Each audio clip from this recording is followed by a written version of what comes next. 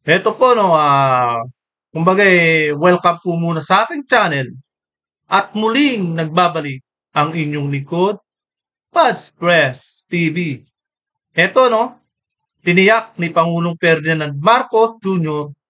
noong Martes na ang mga isyung katiwalian na bumabalot sa gobyerno ay hindi makakaapekto sa paghahanda ng Pilipinas para sa pag-host nito ng Association of South Asian Nations Summit at mga kaugnay na summit sa susunod na taon.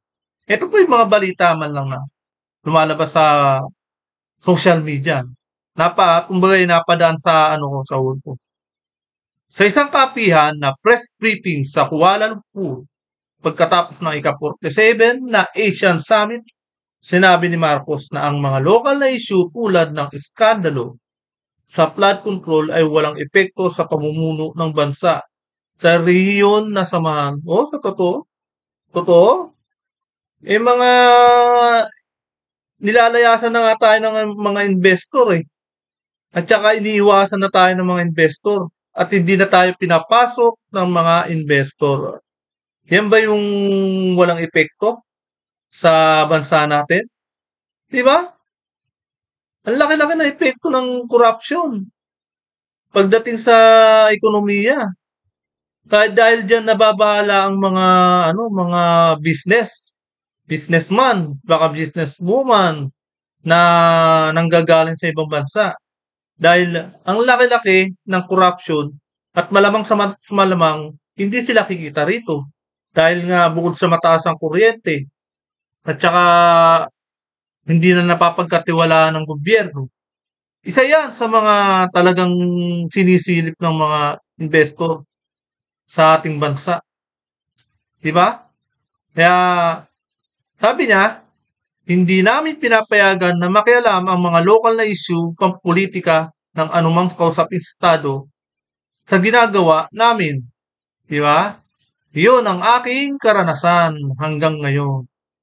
Sabi ng punong tagapagpaganap na si PBBM na nang tanungin tungkol sa mga alalahanin na maaaring malihis ang atensyon sa mga aligasyon ng katiwalian.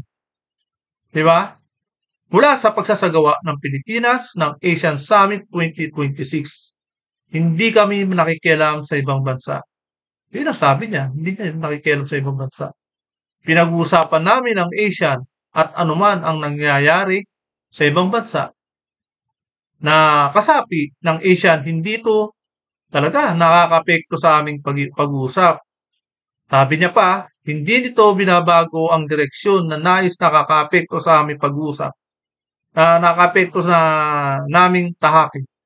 O ang mga inisyatibang nais naming isakatuparan.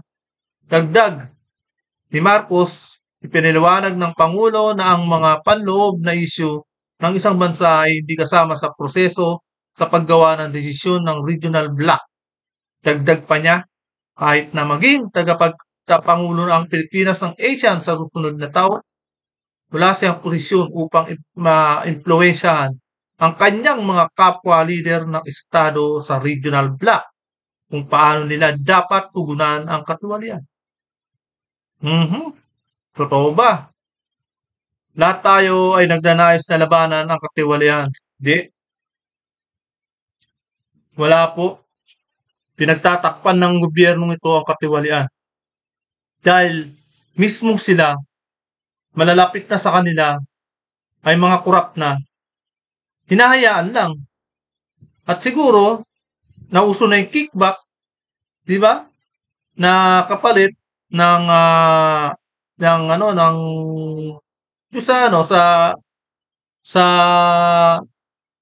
sa tawag dito, pork barrel.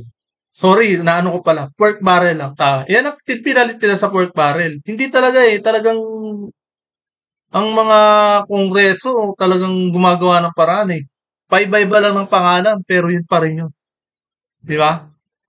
Lahat tayo ay nagnanais na labanan ng katiwalian. Hindi pa ako naroon kahit ikaw, ang tagapangulo, hindi mo inuutusan ang mga ito.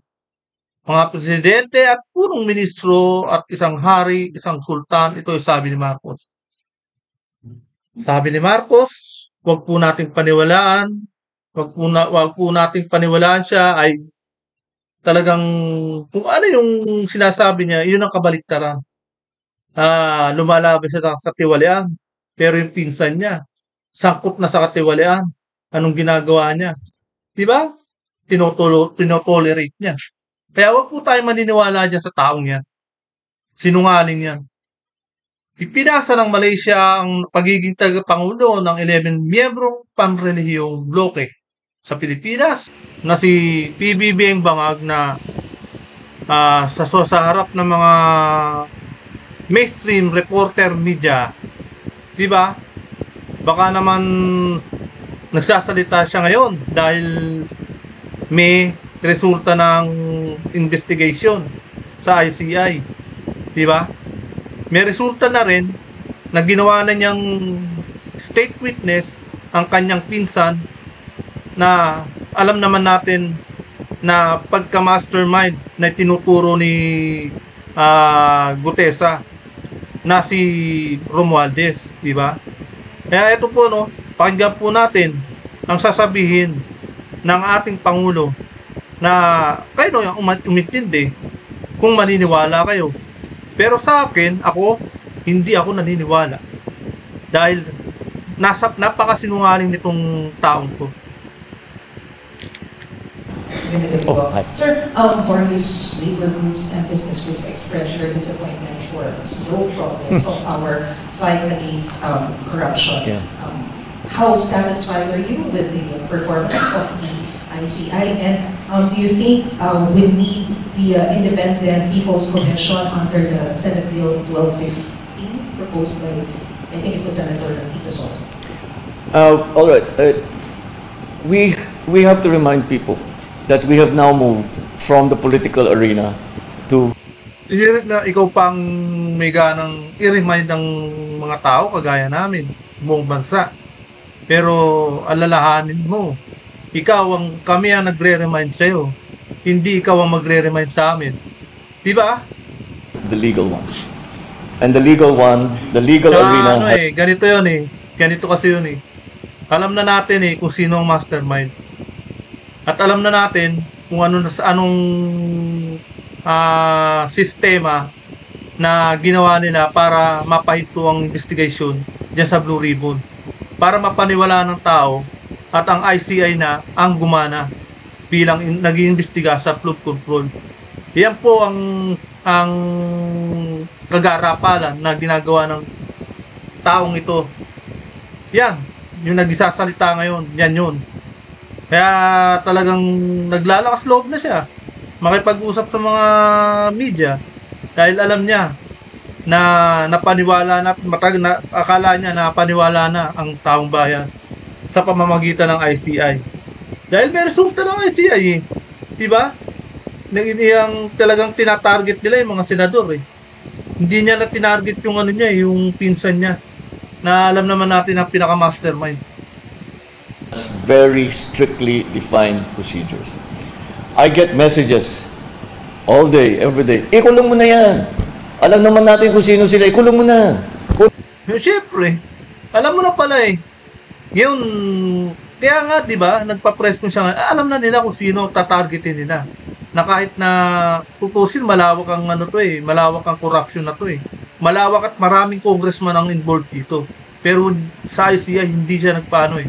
Hindi niya nagpatawag yung mga pinangalanan ni Diskaya, na mag-asawang Diskaya. Hindi man lang nila pinatawag sa ICI. Kaya ganyan po kabaluktot ang taong ito. Hindi mo lahat ng pera nila. Pagbenta mo na yung mga bahay nila, ibalik sa ano.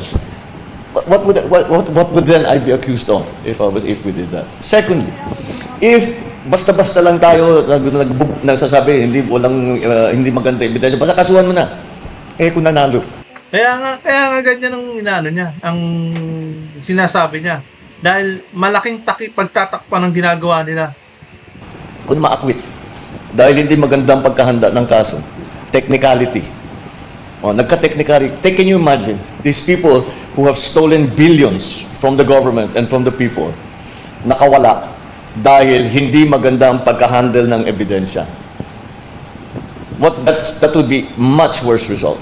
So, due process must be observed. We must make sure na alam naman talaga natin kung sino sila. Naniniwala ka pala sa due process eh. Eh bakit kay Tatay Digong hindi mo ginawa yan? Di ba? Talagang baluktot kapag ang bangag natin, ang Pangulo natin ay bangag eh, di ba? Lahat ng ginagawa nila, baluktutin o binebend ang look. Kaya tiyakin natin na makukulong talaga sila. At ang kanilang mga ninakaw ay ibalik sa gobyerno, ibalik sa tao. Kaya sinasabi niyang makukulong talaga yung mga magnanakaw. Eh ginawa nilang state witness yung mastermind eh, yung pinsan niya eh. Kaya ang lakas-lakas niyang magsalita ngayon. Dahil pinalusot na nila yung pinsan niya.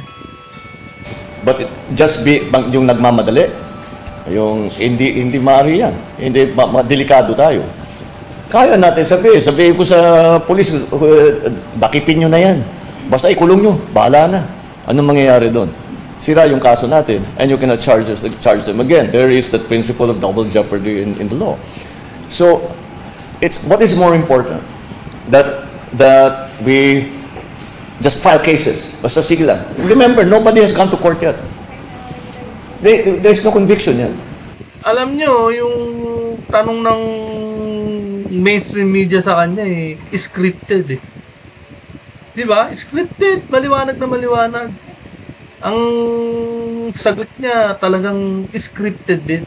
Marami siyang kumbaga mahaba at mabilis ang mga sagot niya. Kung tutusin, engot din sumagot to eh. And the court, marami pang, what is the process? Pagka binigyan may complainant sa ombudsman, sa DOJ, may preliminary investigation pa. Magbubuo ng investigasyon. Kailangan matibay-tibay yung ebidensya. Kasi kung hindi matibay yung ebidensya, makakawala yun, maakwit yun. Kaya tiyakin natin na matibay yung ebidensya. Hindi madaling gawin yun. Dahil yung iba, yung mga witness, yung ating mga resource persons, hindi nagsasabi ng totoo, may mga tinatago, etc. etc. Kailangan... wala na talagang laban. Kasi alam nyo kung bakit. Sinunog nyo na yung sinunog nyo na ebidensya sa DPWH eh. Yung katanungan doon bakit nasunog yung DPWH, di ba? Kaya ang lakas-lakas ng loob na magsalita na binabase sa ebidensya. Sabi, di ba? Wala na ebidensya. Sinunog na DPWH. Nasunog na sa Quezon City. Kaya yan lakas-lakas ng loob niyang magsalita tungkol sa mga ebidensya. Di ba? Imagine, kung bagay plano talagang pulido di ba? Pagkasunog ng mga ebidensya sa DPWH, saka naman siya nagpa-press ko ngayon. Ganyan po, kung bagay naluto na yung mga mga plano nila. Ma-extract yun sa kanila, yung impormasyon na yun.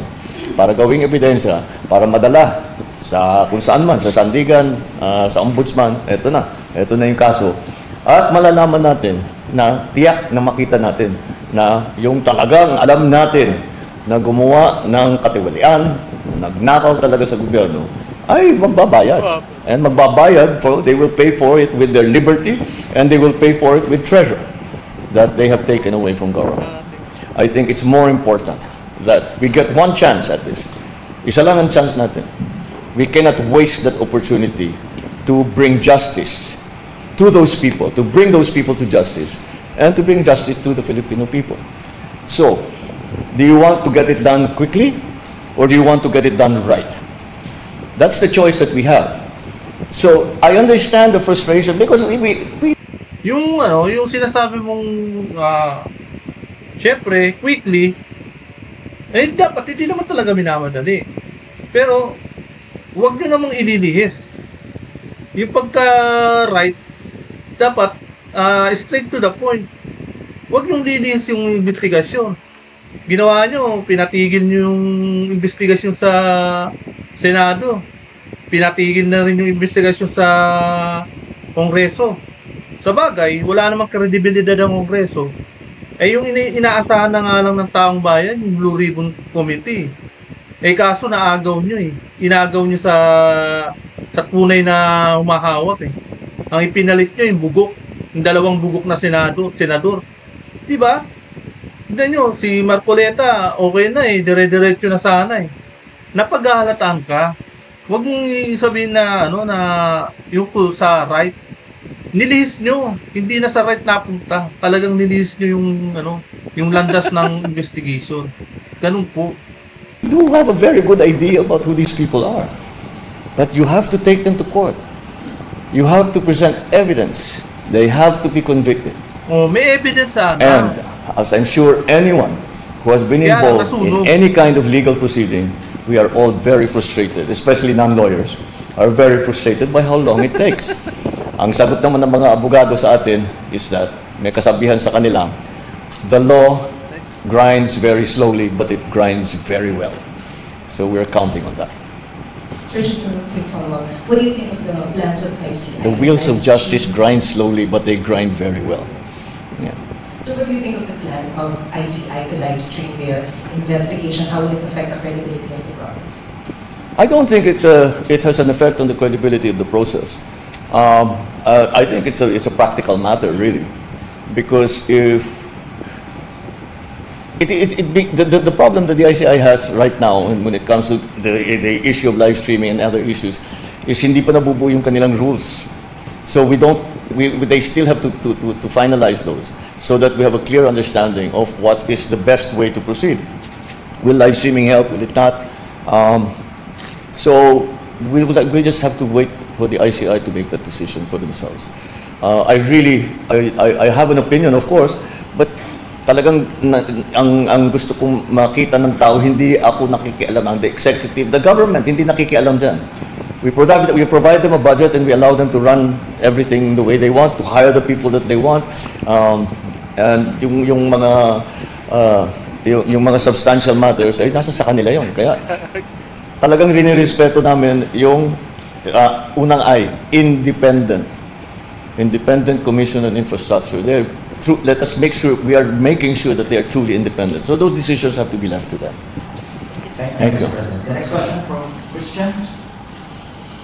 Sir, with the world's attention on the Philippines as the ASEAN chair, how do you respond to the concerns that domestic corruption issues could overshadow the country's leadership in the regional sector? We do not allow those local political issues of any member state to intrude into what we are trying to do. That's my experience so far. Hindi kami nakikialam sa ibang bansa. We talk about ASEAN, and whatever is happening in other other countries who belong to ASEAN, it doesn't really enter into our conversation. It does not make a difference to the directions that we would like to take, the initiatives that we would like to make. So hindi siguro, in my experience so far, kasi alam naman natin yung mga ibang bansa, wala pa naman tayo, hindi pa naman tayo chill. May konting gulo dun sa kanila, may pumutok na issue sa kanila, pero hindi pumapasok sa usapan.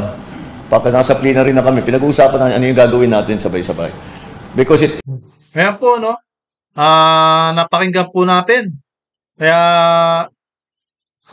talagang nakakadismaya lang talaga. Kumbagay, wala na. Hindi na natin ito paniniwalaan kung taong ito. Kaya hanggang dito na lamang po, Kung hindi ka pa nakapag-subscribe, ay please subscribe my channel para lagi kang updated sa bawat upload ko. Maraming salamat po.